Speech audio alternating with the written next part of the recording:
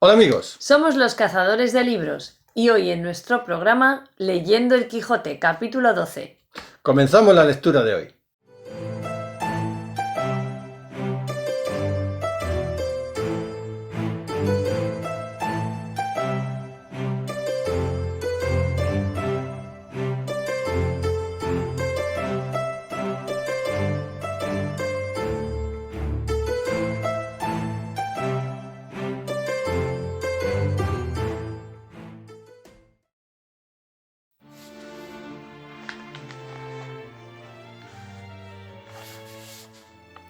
Capítulo 12. De lo que contó un cabrero a los que estaban con Don Quijote. Estando en esto, llegó otro mozo de los que les traían de la aldea el bastimento, y dijo: ¿Sabéis lo que pasa en el lugar, compañeros? ¿Cómo lo podemos saber?, respondió uno de ellos. Pues sabed, prosiguió el mozo, que murió esta mañana aquel famoso pastor estudiante llamado Grisóstomo, y se murmura que ha muerto de amores de aquella endiablada moza de Marcela, la hija de Guillermo el Rico, aquella que se anda en hábito de pastora por esos andurriales. ¿Por Marcela dirás?, dijo uno. Por esa digo, respondió el cabrero. Y es lo bueno que mandó en su testamento que le enterrasen en el campo, como si fuera moro, y que sea al pie de la peña donde está la fuente del Alcornoque, porque según es fama, y él dicen que lo dijo, aquel lugar es al donde él la vio la vez primera. Y también mandó otras cosas, tales que los abades del pueblo dicen que no se han de cumplir, ni es bien que se cumplan, porque parecen de gentiles. A todo lo cual responde aquel gran su amigo Ambrosio, el estudiante, que también se vistió de pastor con él, que se ha de cumplir todo, sin faltar nada, como lo dejó mandado Grisóstomo, y sobre esto anda el pueblo alborotado. Mas, a lo que se dice, en fin se hará lo que Ambrosio y todos los pastores sus amigos quieren, y mañana le vienen a enterrar con gran pompa a donde tengo dicho, y tengo para mí que ha de ser cosa muy de ver. A lo menos yo no dejaré de ir a verla, si supiese no volver mañana al lugar. Todos haremos lo mismo, respondieron los cabreros, y echaremos suertes a quien ha de quedar a guardar las cabras de todos. Bien dices, Pedro, dijo, aunque no será menester usar de esa diligencia, que yo me quedaré por todos. Y no lo atribuyas a virtud y a poca curiosidad mía, sino a que no me deja andar el garrancho que el otro día me pasó este pie. Con todo eso te lo agradecemos, respondió Pedro. Y Don Quijote rogó a Pedro le dijese qué muerto era aquel y qué pastora aquella. A lo cual Pedro respondió que lo que sabía era que el muerto era un hijodalgo rico, vecino de un lugar que estaba en aquellas sierras, el cual había sido estudiante muchos años en Salamanca, al cabo de los cuales había vuelto a su lugar, con opinión de muy sabio y muy leído. Principalmente decían que sabía la ciencia de las estrellas y de lo que pasan allá en el cielo el sol y la luna, porque puntualmente nos decía el cris del sol y de la luna. Eclipse se llama, amigo, que no cris, el escurecerse esos dos luminares mayores, dijo Don Quijote. Mas Pedro, no reparando en niñerías, prosiguió su cuento diciendo: Asimesmo, adivinaba cuándo había de ser el año abundante o estil. Estéril, queréis decir, amigo, dijo Don Quijote. Estéril o estil, respondió Pedro, todo se sale allá. Y digo que con esto que decía, se hicieron su padre y sus amigos, que le daban crédito, muy ricos, porque hacían lo que él les aconsejaba, diciéndoles: sembrad este año cebada, no trigo. En este podéis sembrar garbanzos y no cebada. El que viene será de guilla de aceite. Los 3 siguientes no se cogerá gota. Esa ciencia se llama astrología, dijo Don Quijote. No sé yo cómo se llama, replicó Pedro, mas sé que todo esto sabía, y aún más. Finalmente, no pasaron muchos meses después que vino de Salamanca, cuando un día remaneció vestido de pastor, con su cayado y pellico, habiéndose quitado los hábitos largos que como escolar traía, y juntamente se vistió con él de pastor otro su grande amigo, llamado Ambrosio, que había sido su compañero en los estudios. Olvidábaseme de decir, como Grisóstomo, el difunto, fue grande hombre de componer coplas, tanto que él hacía los villancicos para la noche del nacimiento del Señor, y los autos para el día de Dios, que los representaban los mozos de nuestro pueblo, y todos decían que eran por el cabo. Cuando los del lugar vieron tan de improviso vestidos de pastores a los dos escolares, quedaron admirados, y no podían adivinar la causa que les había movido a hacer aquella tan extraña mudanza. Ya en este tiempo era muerto el padre de nuestro Grisóstomo, y él quedó heredado en mucha cantidad de hacienda, ansí en muebles como en raíces, y en no pequeña cantidad de ganado, mayor y menor, y en gran cantidad de dineros.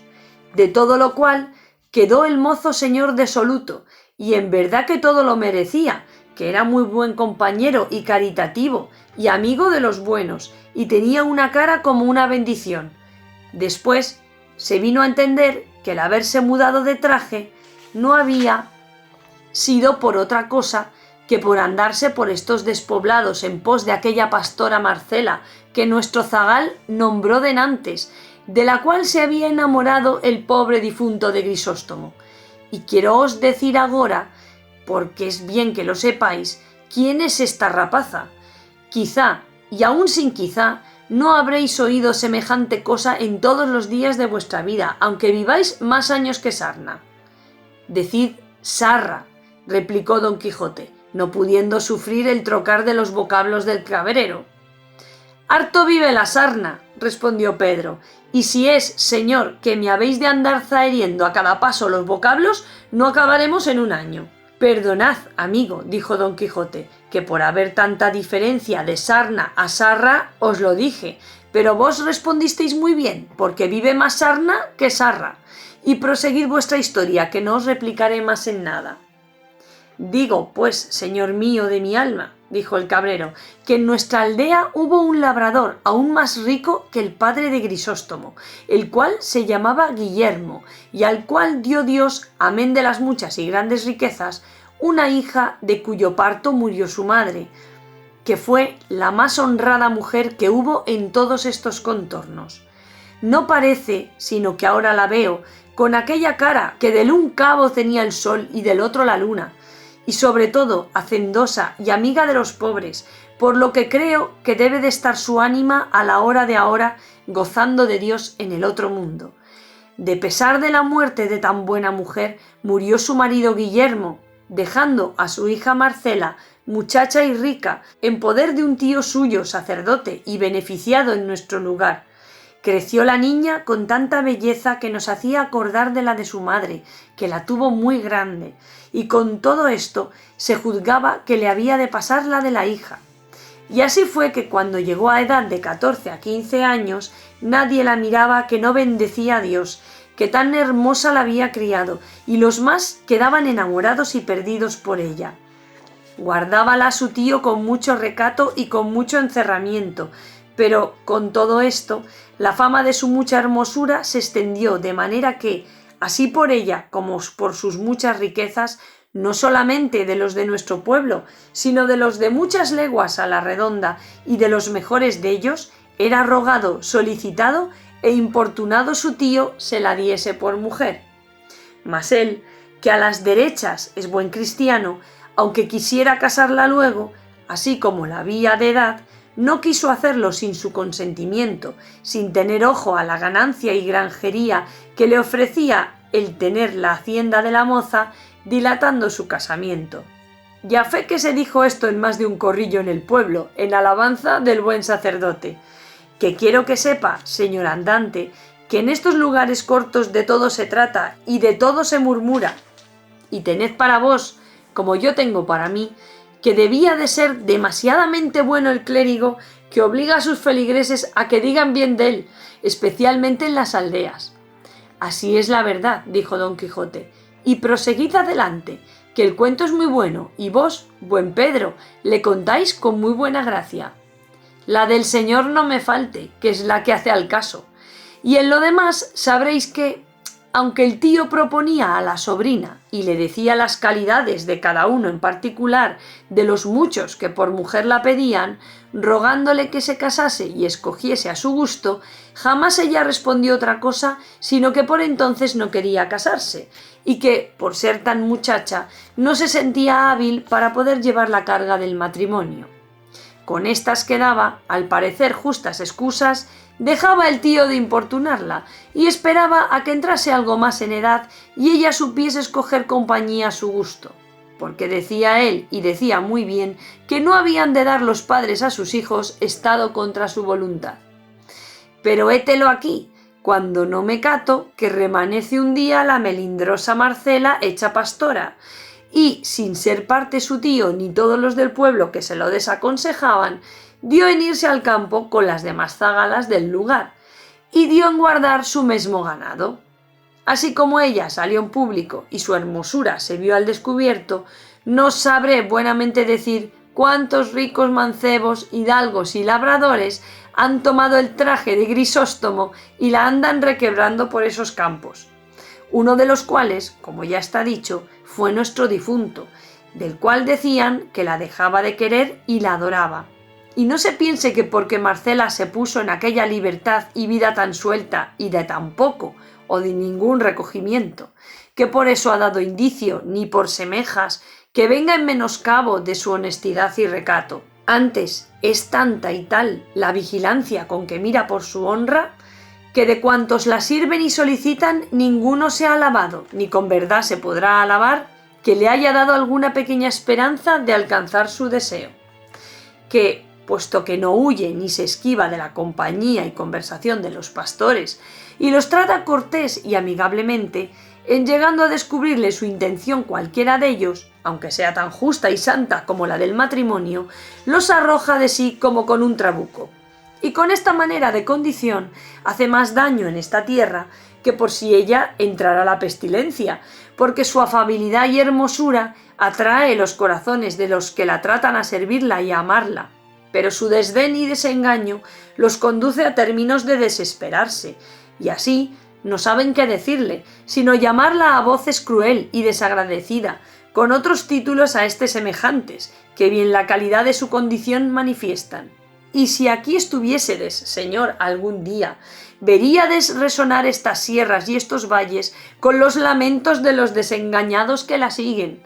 No está muy lejos de aquí un sitio donde hay casi 2 docenas de altas hayas, y no hay ninguna que su lisa corteza no tenga grabado y escrito el nombre de Marcela, y encima de alguna una corona grabada en el mismo árbol, como si más claramente dijera a su amante que Marcela la lleva y la merece de toda la hermosura humana. Aquí suspira un pastor, allí se queja otro, acullá se oyen amorosas canciones, acá desesperadas endechas, cuál hay que pasa todas las horas de la noche sentado al pie de alguna encina o peñasco, y allí, sin plegar los llorosos ojos, embebecido y transportado en sus pensamientos, le halló el sol a la mañana, y cuál hay que, sin dar vado ni tregua a sus suspiros, en mitad del ardor de la más enfadosa siesta del verano, tendido sobre la ardiente arena, envía sus quejas al piadoso cielo.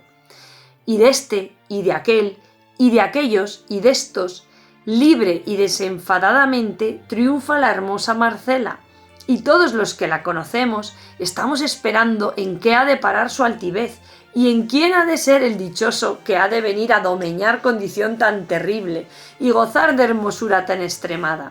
Por ser todo lo que he contado tan averiguada verdad, me doy a entender que también lo es lo que nuestro zagal dijo que se decía de la causa de la muerte de Grisóstomo.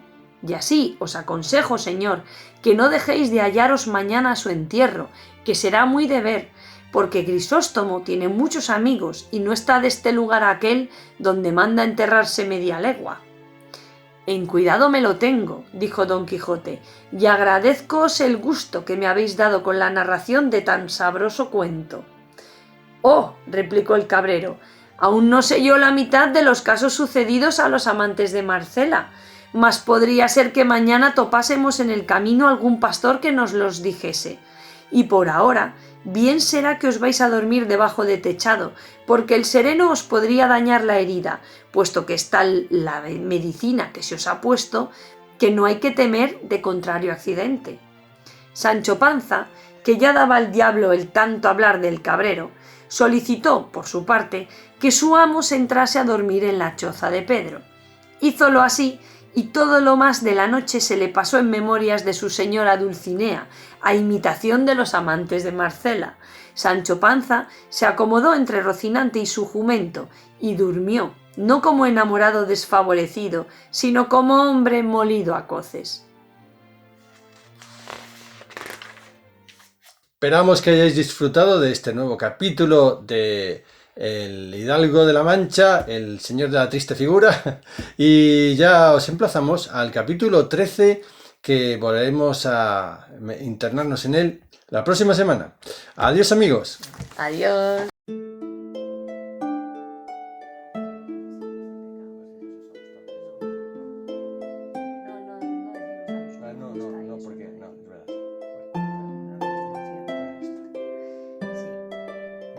Pues todo bien. Sí. ¿Te ha gustado? Sí, está muy bien. Muy interesante. Sí, ha sido un cachito. Sí, está muy bien. ¿Ves? ¿Lo he leído bien? O sea, lo he hecho divertido, o sea, sí. en plan bien, No, que lo he se leído muy entiende. bien. Sí. Muy bien. Porque a veces cuando son tochos tan largos No, lo has leído que muy lo bien. habla uno, pues intento... Más lo has leído de...